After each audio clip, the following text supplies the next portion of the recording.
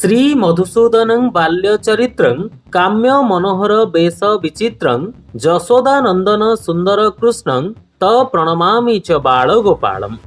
आज्ञा हाँ दर्शक बंधु, संघर्षर रास्तार ही सफलता मिले। इंग्राजी रे गोटाए कथा अच्छे, there is no shortcut to success. सफलता पाइबा पई कौनसी शॉर्टकट नहीं, जदि अछि तो केवल संघर्ष आउ कठिन परिश्रम। जदि आपण कष्ट सहिबाकू एवं परिश्रम करबाकू भय करिवे तेबे भविष्यत रे आपनकू अधिक संघर्ष करबाकू पड़ी पारे।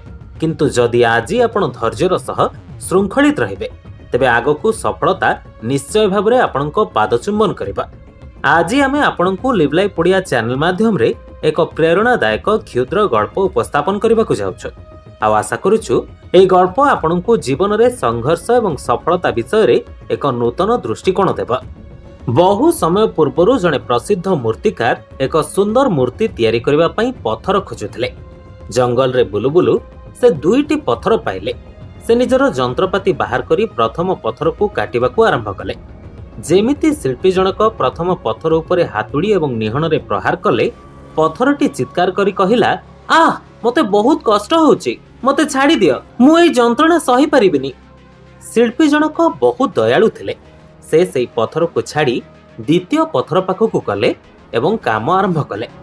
द्वितीय पत्थरटी मध्य प्रबल जंत्रणा अनुभव कला, किंतु से चुप रहिला।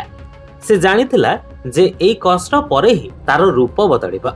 धीरे धीरे शिल्पी सेई पत्थरटी को एक अति सुंदर देवमूर्ति रे परिणत कले।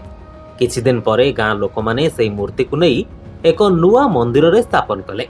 समस्ते मूर्ति को पूजा कले एवं फूल चढ़ेले। लोक माने नड़िया भांगिबा पई एक शक्त पत्थर खोजुथिले, तेणु सेमाने जंगल रु सेई प्रथम पत्थरटी को नहीं आसिले जे कष्ट सहिबाकू मना करि दैथिला।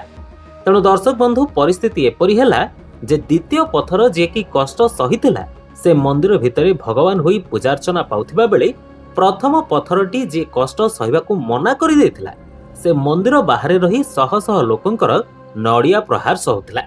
तेणु दर्शक बंधु, कष्ट ही सफलतार चाबिकाठी। Bureau report, live life Odia.